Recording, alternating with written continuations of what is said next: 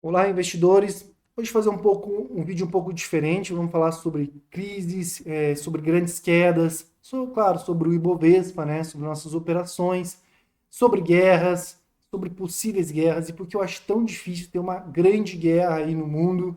Pode ser que aconteça, claro que pode, mas mesmo com todo esse conflito aí entre população, entre toda essa raiva, ainda assim é difícil. E eu vou explicar o porquê eu acredito nisso, porque teve uma diminuição das guerras, né? Porque se pegar antigamente era muito mais frequente a quantidade de guerras em países entre países desenvolvidos mesmos ou países com grande aí capitalização aí, países mais estruturados. E hoje é um pouquinho mais difícil acontecer isso. Mas vamos lá, vamos para o vídeo. Vamos falar um pouquinho sobre o Ibovespa. Então hoje ele subiu aí, né, 0,65 e no mês teve bastante tensão, as pessoas acreditavam em uma guerra entre Israel e Irã, estava esquentando o clima, mas não aconteceu, como muitas vezes sempre tem esse medo, mas novamente não aconteceu. E muita gente estopou aqui quando caiu 3,5, ficou com medo, comprou proteção.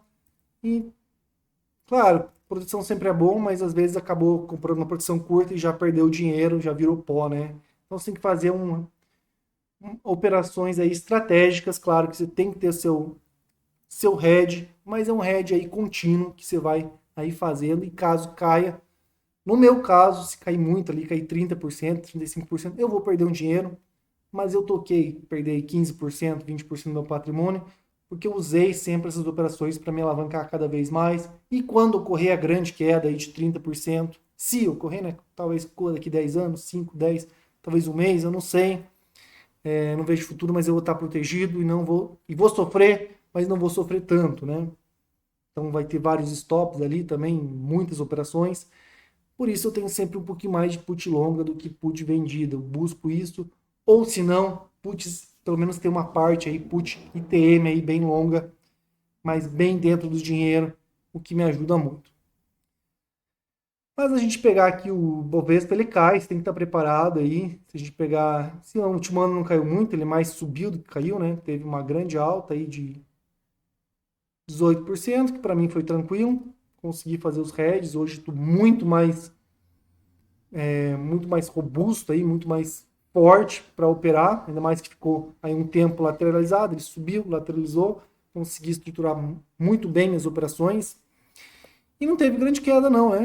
Em um ano aqui, 7% aqui, mas de julho a outubro foi muito tranquilo. Então, bem fácil operar assim. No Ibovespa, né? As ações não, as ações podem cair 20, 30, 40, 50%, é rapidinho, né? Pega aí as varejistas, é algo absurdo.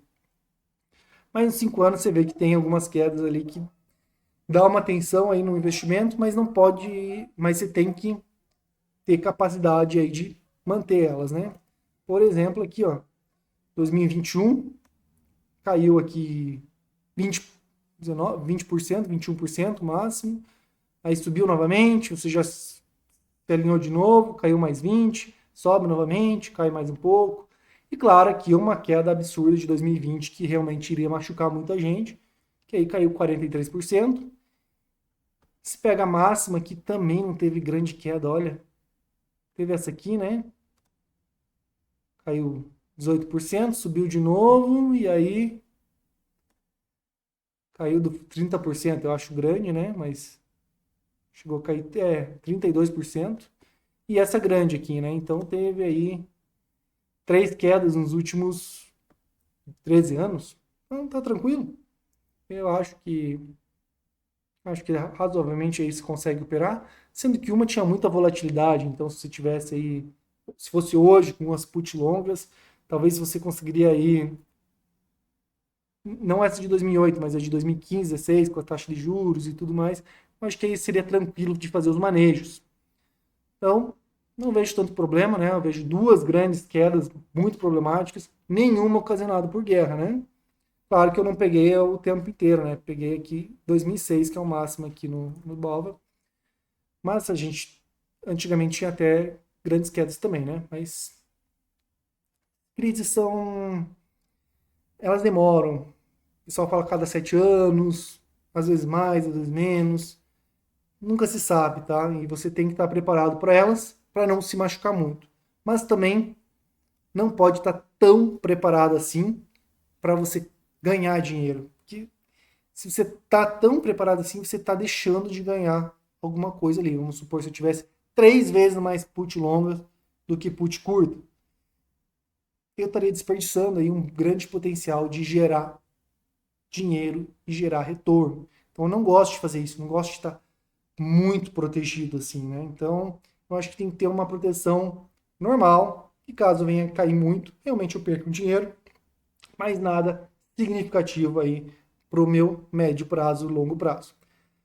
Falando, né, das guerras, por que é tão difícil acontecer em grandes países que se importam, diferente dali, se a gente colocar ali da faixa de Gaza, que é um país que não tinha muita gente com dinheiro, né, não tem, pelo menos não eram pessoas que tinham grandes bens aí no exterior, sim, um, o Hamas, né, que não acho tão relevante ali na questão mundial, né, ou ninguém tão poderoso, poderoso eu não digo, não tinha provavelmente nenhum bilionário, multibilionário ali que, que estaria, que teria muito dinheiro a perder, no caso.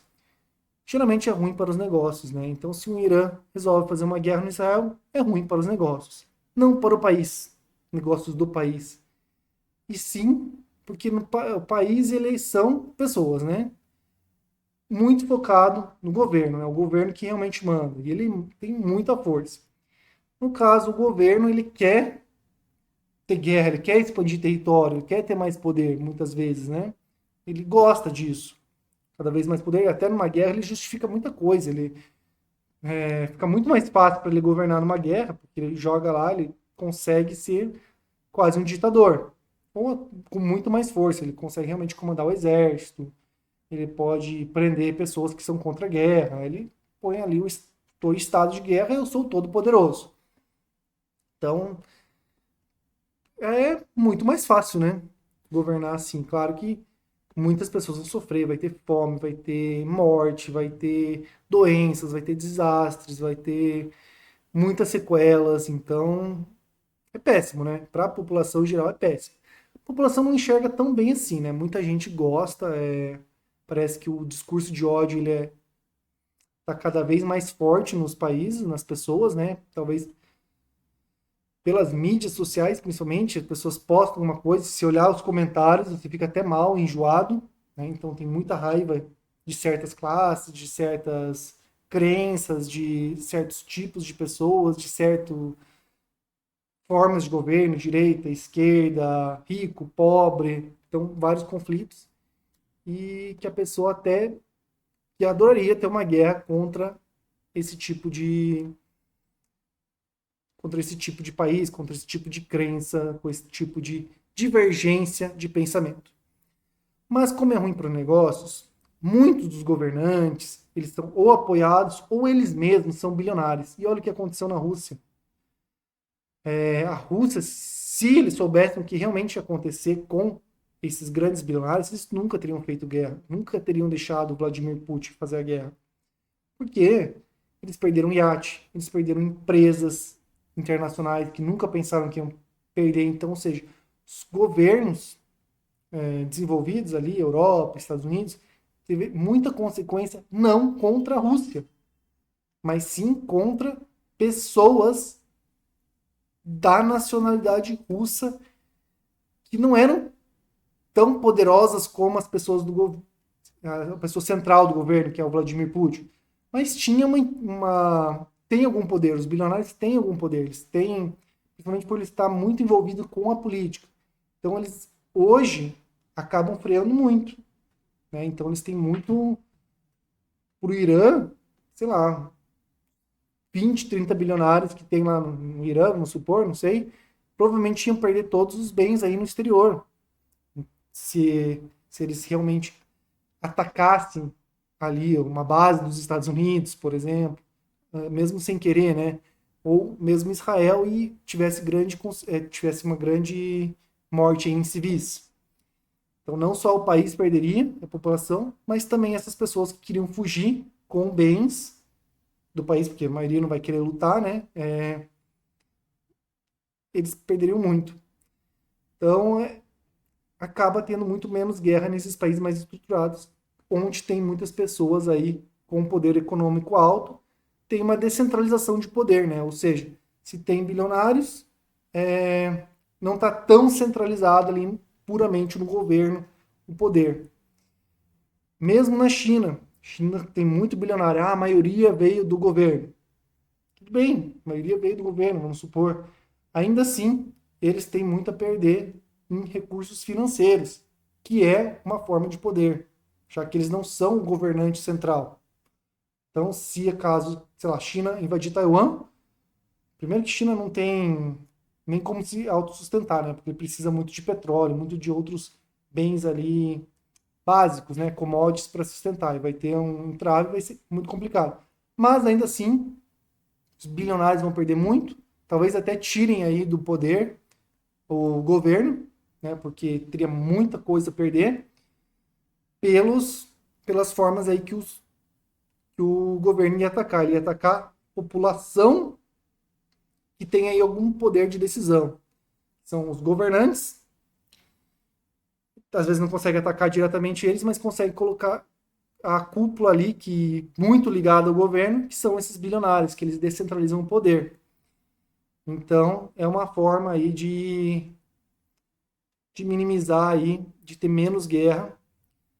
Não sou a favor ou contra o bilionário, mas é um fato, né? É ruim para os negócios e é ruim para negócios pessoais de pessoas que têm aí uma pequena importância aí no governo. Claro que nem perto do que é um presidente, né?